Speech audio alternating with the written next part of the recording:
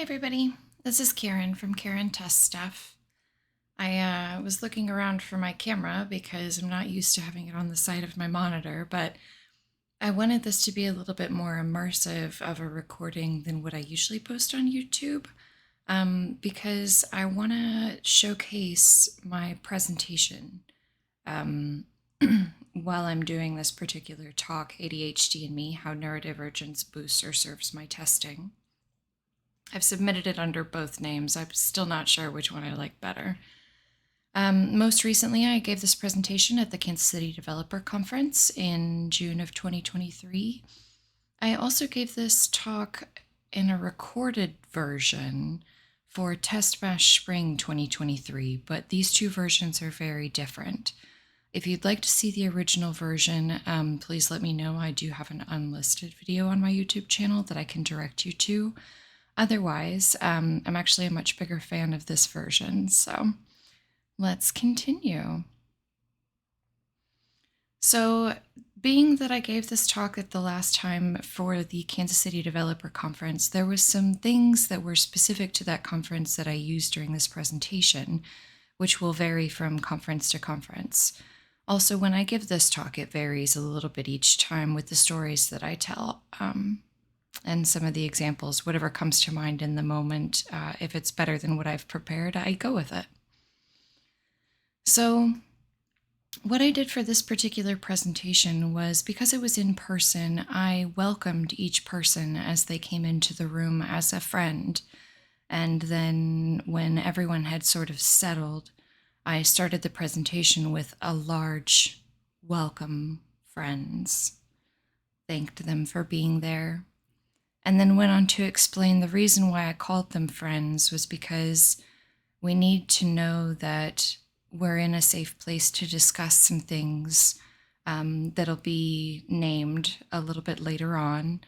And we need to know that we're in a friendly, judgment-free zone, because this is going to be a lot of my experience, and we need to know that we can trust each other to have our best interests at heart.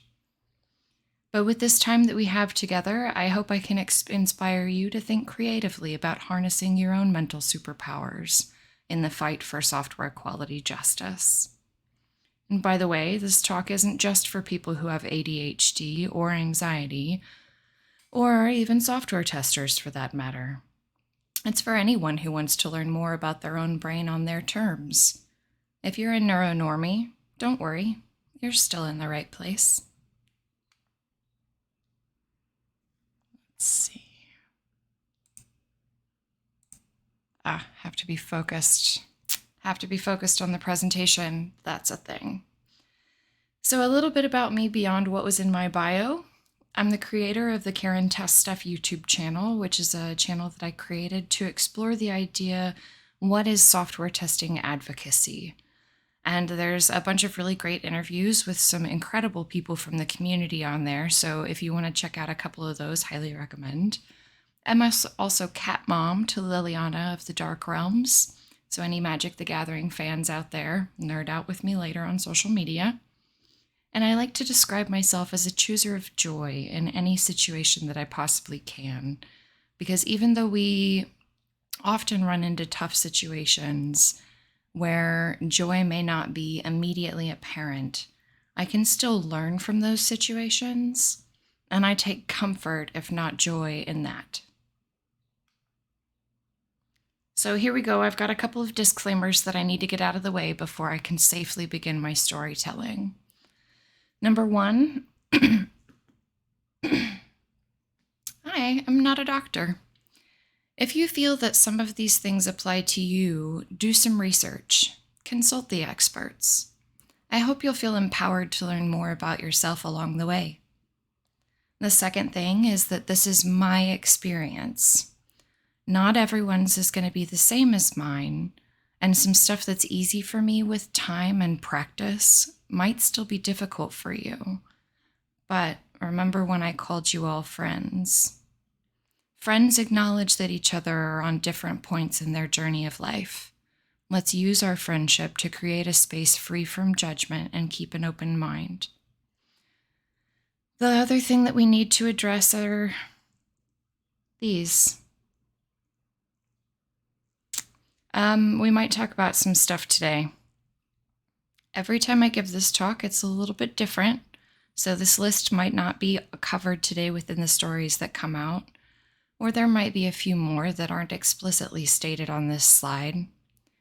But if any of these topics are sensitive for you, or you have personal trauma that could be triggered by their reference, please feel empowered to choose not to watch or listen.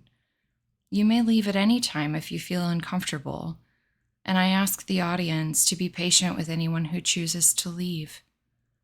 But before you go, if you do, I challenge you to explore that discomfort later in an environment that's psychologically safe for you. But if we're all okay, I'd like your permission to move forward. Is that all right? Okay. Each one of us has sparkles inside us, all shapes and colors.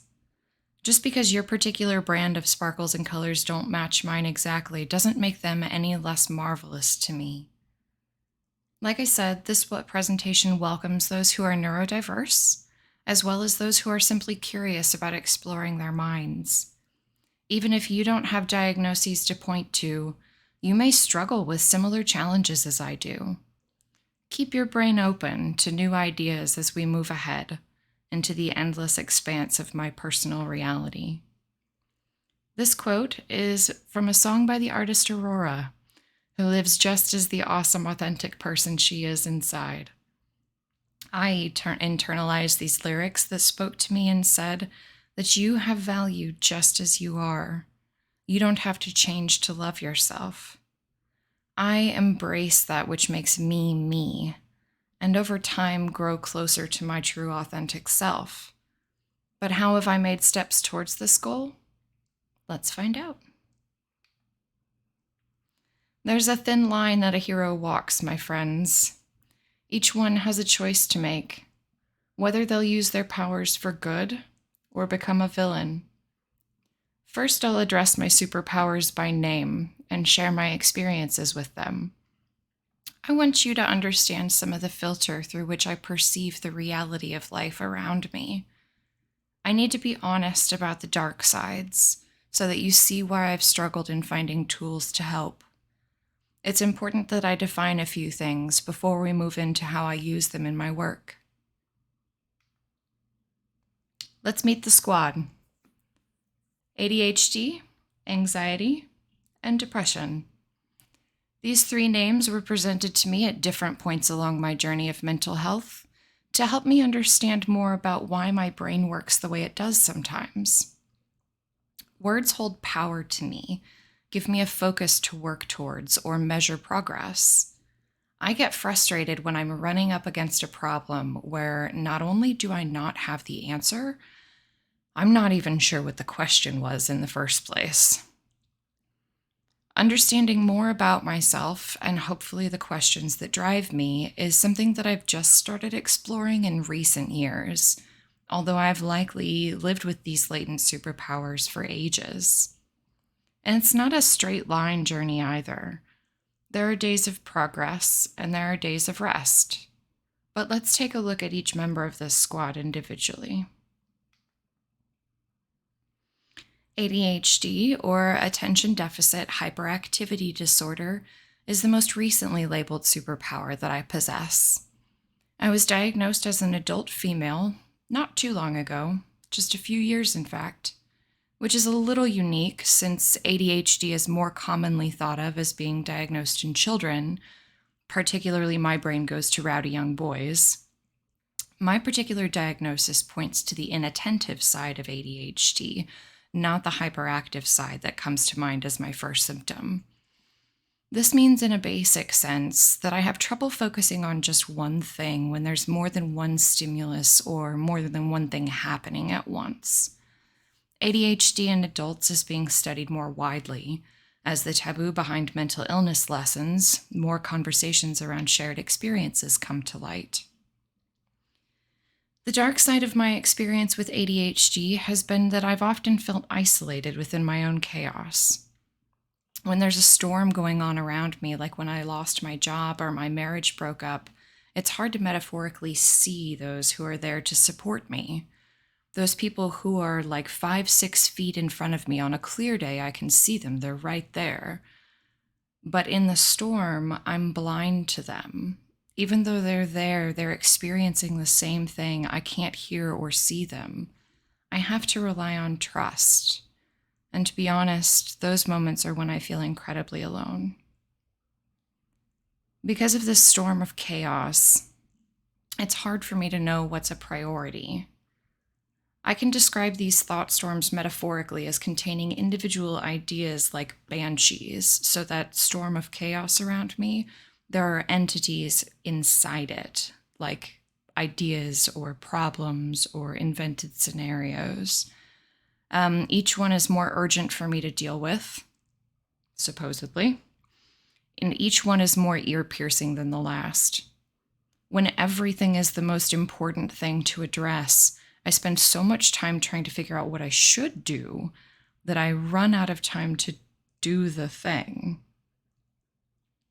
That leads to a high ratio of inception of ideas versus completion of those ideas. I'm an idea person. Follow through? I need an accountability buddy.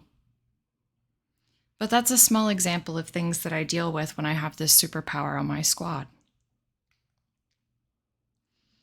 Next, anxiety. Anxiety was a surprise to me. I thought everyone worked until their heart gave out, throwing themselves into survival mode day to day. That's just the way it was when I was working 2-3 jobs at a time, or an average of 60 hours a week in order to make rent. When I got promoted to a management position, I thought I had made it, that it would be better. But the stress got worse until I ended up with a shoulder injury from aggravated muscle tension. At the same time, I was in the midst of a toxic and abusive relationship, and trying to balance my personal dysfunctions with my career stress was staggering. I finally sought treatment, and my doctor realized I was suffering far more than what they thought to be normal. The psychological terror caused by anxiety was exhibiting itself in real physical ways on my body, even if I refused to admit that it was real. But I listened to the experts, and I took their advice. I started taking regular medication again around that time, not only for anxiety, but also for my next superpower. The medication helped me manage some of the dark side that I experienced, but really only took the edge off. Anxiety continued to rule my life for a number of years, culminating in situations like what happens with rejection-sensitive dysphoria. If you're not familiar with that, it's say you really want to do something, but you're afraid that someone will see you doing that thing and think that you're wrong or you're bad for doing it. And so instead of feeling that rejection feeling, I either attempt to over-engineer the future to make it so that only the perfect scenario could be the only outcome. Or if I can't do that, if it's out of my control, I'll just do nothing. It's a form of paralysis. Also, in an attempt not to fail, I'm obsessed with my past performance and conversations, where I'll replay scenarios or invented arguments to see if I could have responded in a clearer or better way. I'll invent adversaries to have arguments with to see if I can somehow prepare myself for that type of situation, which serves no one, but it gives my brain a creative outlet, I guess. We'll talk a little bit more about that later. But depression has been with me the longest. I was diagnosed with major clinical depression as a teenager after my first suicide attempt when I was 15. As a young person, I didn't understand the urges that I felt to try to feel some semblance of control over my spiraling life. And since my empathy has always been a part of me, I'd never send that energy towards someone else.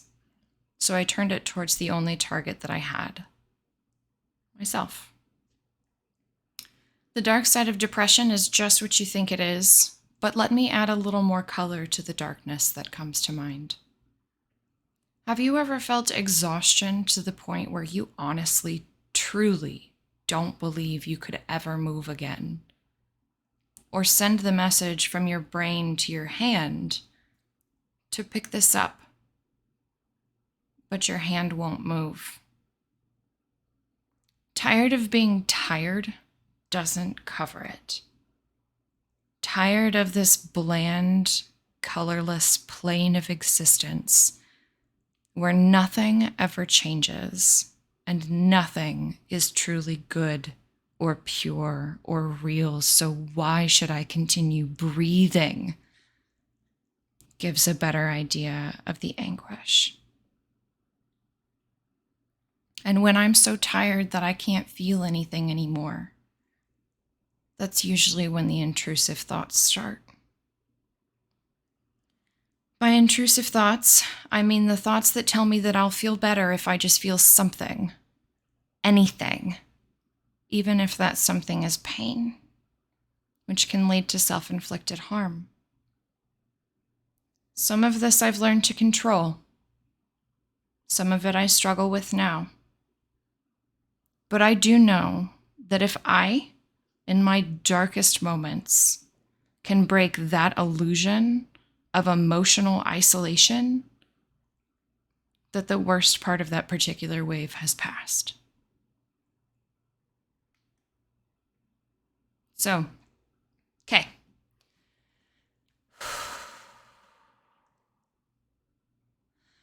That was a lot, right? So let's just take a few minutes and just breathe. I'm going to continue talking because I have a particular message that I'd like to convey in this moment. But as I do, I'd like you to continue breathing just all the way in. Fill your lungs completely. And then all the way out. While you're doing that, sort of try to relax any tension that you're holding. Because that was a lot. There was a lot of icky stuff we don't like to talk about or acknowledge because it doesn't make us feel very good. But I need to make sure you understand something at this point. This isn't just me going, woe is me up here. This is about transparency. I'm definitely not telling you it's all going to be okay either. But friends, if you're feeling big feelings right now about the things that I'm talking about, if you identify with these struggles, you are not alone. And I'm going to say it again because it's not on the learning objectives. You're not alone. Not every option is going to be a winner when you're on a mental health journey. Sometimes meds won't work. Or you'll hate the first therapist that you get the courage to work up to make an appointment with. Or sometimes you don't feel like you're getting any better. But in my experience, I find that having trusted friends who can sit with you at your worst is an invaluable treasure. Today, I appreciate you all being trusted friends in this space that we can protect for each other. Now, are y'all ready for the good stuff? So with each of these conditions I've described, I've given you context for what I've experienced. Now let's talk about what I've used to help me work through those symptoms in daily life, and then how they'd apply to testing. ADHD doesn't have to be, ooh, shiny thing. Do I enjoy a good shiny thing? Yes. Do I also know how to forcefully hold eye contact even in the most chaotic situations? Also, yes. But have I learned through therapy and coaching? I have learned through therapy and coaching how to harness my coping mechanisms that I've used all my life and make them work for me for good. I've learned to embrace those pieces of the chaos that serve and excite me and begin to say no to those that don't. And hopefully with some time, that storm of sticky notes becomes a little more usable. Notice that there's still sticky notes, there's still divided thoughts, We're just going to use them in a little bit more constructive ways. So let's redefine some of these common behaviors in ADHD to something that will be useful for us. Living in chaos teaches me how to do prioritization, even if it's through bad prioritization. Practice makes progress. And being able to figure out the most important thing to test first is half the battle, my friends. So living in chaos becomes prioritization practice. People sometimes equate ADHD to having a constant stream of questions going through my head, which is pretty accurate, if a little simplified. But all these questions are a great source of curiosity that I use for inspiration in my testing. Obsessive pattern recognition is another behavior that I attribute to my ADHD superpower, but it serves me in that I have an acute eye for detail when I'm focused on something. I also have enough experience using technology in daily life to know when something feels icky, because I sense a deviation in how something works in the rest of the market's pattern, and something just feels off. And those are just a couple of ways that I flip ADHD to work for me. Anxiety doesn't have to be stuck in a corner, rocking back and forth, overthinking the problems of the world like I do. Uncovering the causes of my stress or the situations that trigger anxiety helps me separate some more of the chaos into something that I can understand. When I can understand the individual threads that make up my tapestry of life, it's easier for me to harness that possibility and make it my own. I can rally my empathy and injustice complex to be used for the good of more than just myself and those close to me. I can make an impact on the world by showing consideration to others and making space at the table. Let's look at some ways I've been able to redefine some aspects of living with anxiety. The personal trauma that I've experienced in my life has given me a unique perspective that others who have lived through that will recognize. I feel comfort that I'm able to connect with them on that level and have been able to assist some in getting help. In this way, my personal trauma is translated directly into intense empathy for others. Those invented scenarios that I was talking about earlier, they make great test charters and edge case scenarios. Gives me a great basis to explore and ask what could go wrong. And while I'm looking for what's the worst that could go wrong, I'm performing risk assessment, which gives me great practice for doing it at work. Anxiety can be used as a resource in our daily work as testers, to work for me instead of against me. And then we come to redefining depression. We might have to figure this one out together, my friends. I'm honestly still working this out. Some days, I see the value in the possibility that life has to offer. Other days, I still struggle to survive. I had this whole part of this presentation before where I laid out these tips and tricks for dealing with depression, but I'd be lying if I told you that I was taking any of my own advice right now. If you come and see this talk when I give it at Agile Testing Days in Potsdam in November 2023, I might have it figured out by then. Then again, I might not. But the most important thing to remember here is that growth still happens when we're broken, and it can be beautiful. So what do we do with these newly determined superpowers that I have been able to make use of? As an additional disclaimer, none of the following is intended to replace the directives of medical professionals. Don't push yourself more than you have capacity for, not at the cost of breaking. Some days, we have days. It's okay to rest and recover. In fact, it's essential to your health.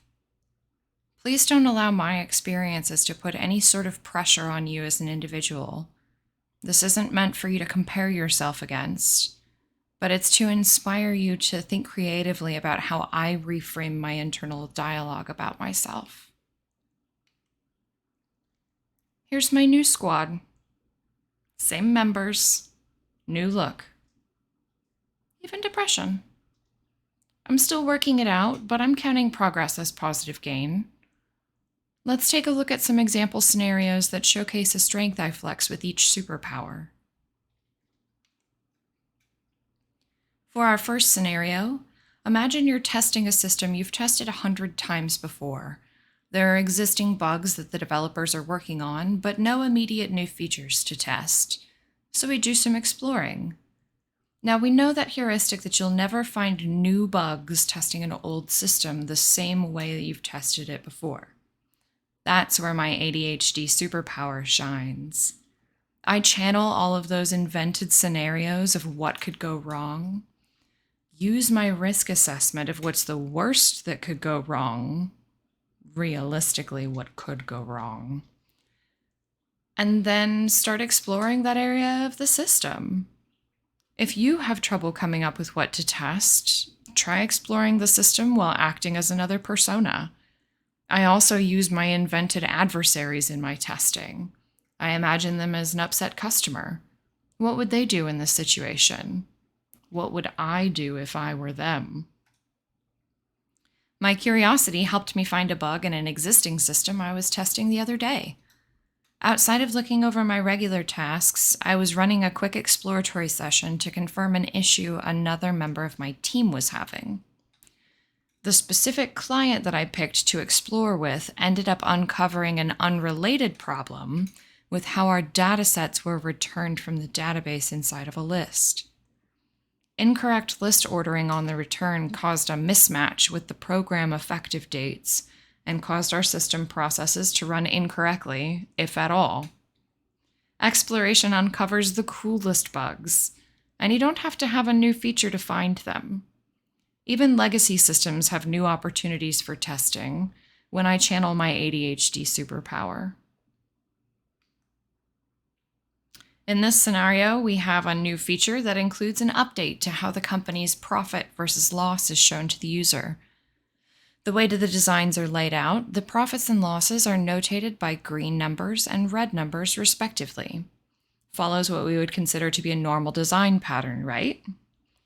Well, I know someone who's unable to tell the difference between the color green and the color red due to a color vision deficiency.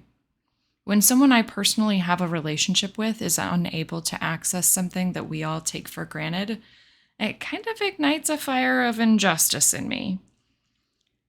Based on the presented designs, I would advise that the business find an additional way to notate the positive and negative values, such as with a plus or minus sign or an appropriate column heading like in a table of data.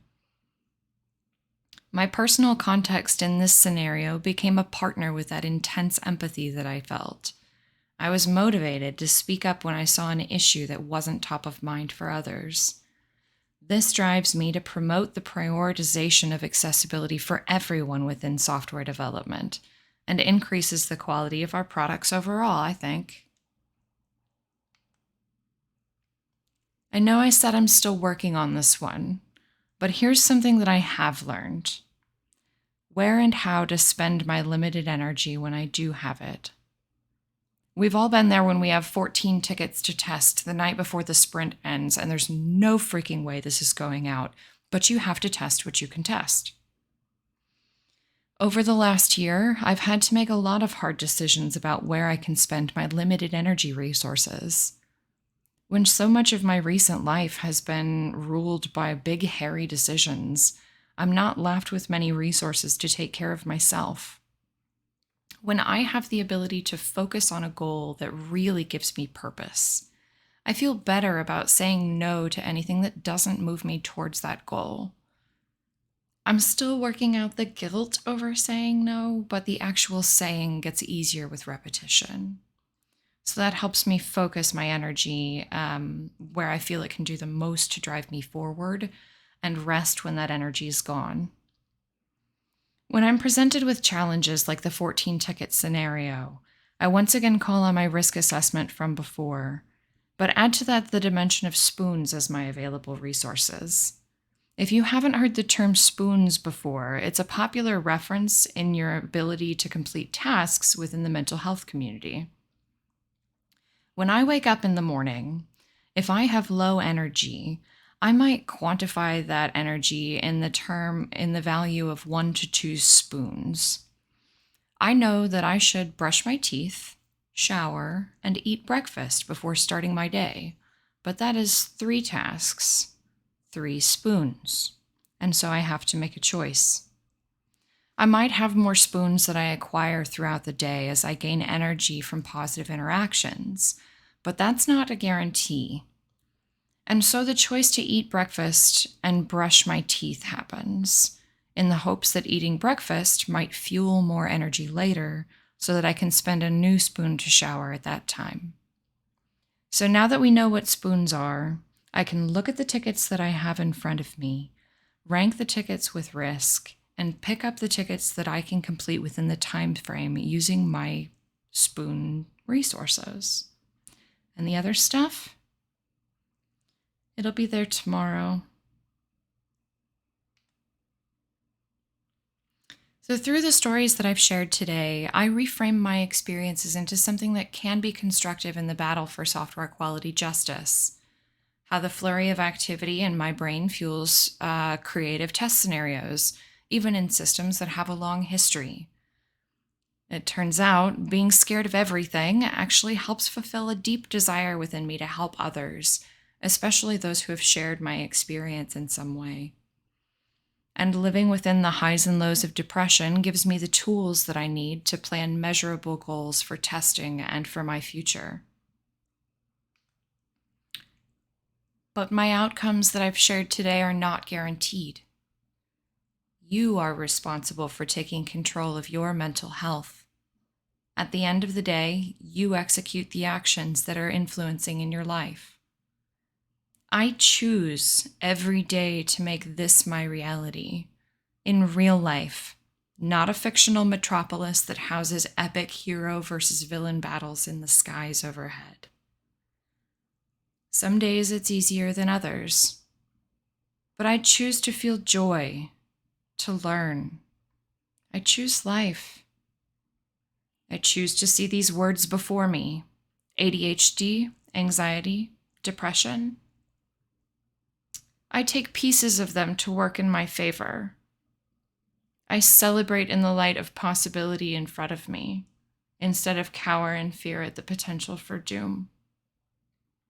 But my friends, it is a choice. Every time. You are the one who must live in your own brain. You have the power to make it a comfortable place. What choice will you make? And then that was the rating for my session at KCDC. I didn't take it out, but yeah. So, oh, I'm sideways. Let me go back. Well, sorry, I was going to do a really nice outro, but I appreciate y'all being here. And thanks so much for watching all the way through. I hope you got out of it what you were looking for. And I really hope that this talk makes an impact over the wider world. I hope anybody who needs to see it does see it. So you're not alone, y'all. Have a great day.